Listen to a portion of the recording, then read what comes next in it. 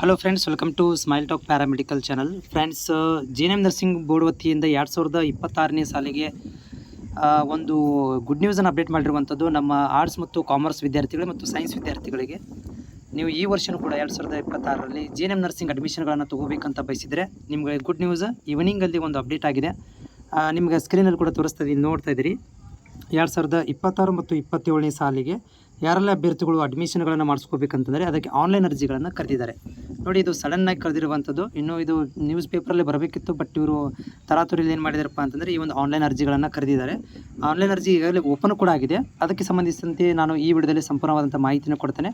ಮುಂದೆ ನಿಮ್ಮಲ್ಲಿ ಏನಾದರೂ ಡೌಟ್ಗಳಿದ್ದರೆ ನನಗೆ ಚಾನಲ್ ಸಬ್ಸ್ಕ್ರೈಬ್ ಮಾಡಿಕೊಂಡು ಕಾಮೆಂಟ್ಸ್ಗಳನ್ನು ಶೇರ್ ಮಾಡೋದನ್ನು ಮರಿಬೇಡಿ. ನೋಡಿ ಅಭ್ಯರ್ಥಿಗಳಿದು ಇವತ್ತು ಬಂದಿರುವಂಥದ್ದು 28/4/2029, ಅಂದರೆ ನಿನ್ನೆಗೆ ಆದೇಶ ಆಗಿದೆ, ಬಟ್ ಇವತ್ತು ಅಪ್ಲೋಡ್ ಮಾಡಿದ್ದಾರೆ. ಏನಾಗಿದೆ ಅಂದರೆ ಇಲ್ಲಿ ಸರ್ಕಾರದ ಆದೇಶದ ಪ್ರಕಾರ ನಾವು 2026-27 ಸಾಲಿನಲ್ಲಿ ಮತ್ತೆ ನಾವು JNM ನರ್ಸಿಂಗ್ಗಳನ್ನು ಅಡ್ಮಿಷನ್ಗಳನ್ನು ತೊಗೊತಾ ಇದ್ದೀವಿ. ಗೌರ್ಮೆಂಟ್ ಸೀಟ್ಗಳನ್ನು ಗೌರ್ಮೆಂಟ್ ಕಾಲೇಜುಗಳಲ್ಲಿ ಮತ್ತು ಪ್ರೈವೇಟ್ ಕಾಲೇಜುಗಳ ಅಡ್ಮಿಷನ್ಗಳನ್ನು ತೊಗೊತಾ ಇದ್ದೀವಿ. ಇದು ಅಪ್ಲಿಕೇಶನ್ಸ್ ಆನ್ಲೈನ್ ಅರ್ಜಿಗಳು 30/4/2024ರಿಂದ 25/2026 ಅಂದರೆ ನೋಡಿ, ನಾಳೆಯಿಂದ ಸ್ಟಾರ್ಟ್ ಆಗುತ್ತೆ. 20ನೇ ತಾರೀಕಿಗೆ ಕೊನೆ ದಿನಾಂಕ, ಅಂದರೆ ಮುಂದಿನ ತಿಂಗಳು 20ನೇ ತಾರೀಕಿಗೆ ಕೊನೆ ಆಗುತ್ತೆ.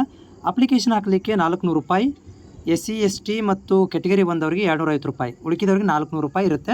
ಆನ್ಲೈನ್ ಮುಖಾಂತರ ಅರ್ಜಿಗಳನ್ನು ಸಲ್ಲಿಸಬೇಕಾಗುತ್ತೆ. ಯಾರು ದ್ವಿತೀಯ ಇದಕ್ಕೆ ಅಪ್ಲಿಕೇಶನ್ ಹಾಕಲಿಕ್ಕೆ PUC ಅಂಕಪಟ್ಟಿ, SSLC ಅಂಕಪಟ್ಟಿ, ಆಮೇಲೆ ಆದಾಯ ಪ್ರಮಾಣ ಪತ್ರ, ಜಾತಿ ಪ್ರಮಾಣ ಪತ್ರ ಮತ್ತು ಸ್ಟಡಿ ಸರ್ಟಿಫಿಕೇಟ್ 1 to 7 ತನಕ, 1 to 12 ತನಕ ಒಟ್ಟು 7 ವರ್ಷದ ಸ್ಟಡಿ ಸರ್ಟಿಫಿಕೇಟ್ ನೀವು ಹೊಂದಬೇಕಾಗುತ್ತೆ. ಸೊ ಇಲ್ಲಿ ಮಿನಿಮಮ್ ಕ್ವಾಲಿಫಿಕೇಷನ್ ಇಲ್ಲಿ ನೋಡ್ತಾ ಇದ್ದೀರಿ ನೀವು. PUC 40% ಪಾಸ್ ಆಗಿರಬೇಕು.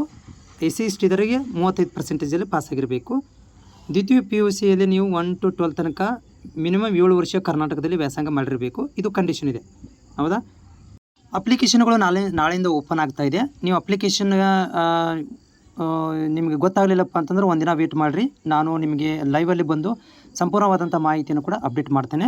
ಅದೇ ಅಪ್ಲಿಕೇಶನ್ ಹಾಕುವಂಥ ವಿಧಾನವನ್ನು ಕೂಡ ನಿಮಗೆ ಲೈವಲ್ಲಿ ನಾನು ತೋರಿಸ್ಕೊಡ್ತೇನೆ. ಆಮೇಲೆ ನೀವು ಮೊಬೈಲಲ್ಲೇ ಅಪ್ಲಿಕೇಶನ್ಗಳನ್ನು ಸಲ್ಲಿಸಬಹುದು.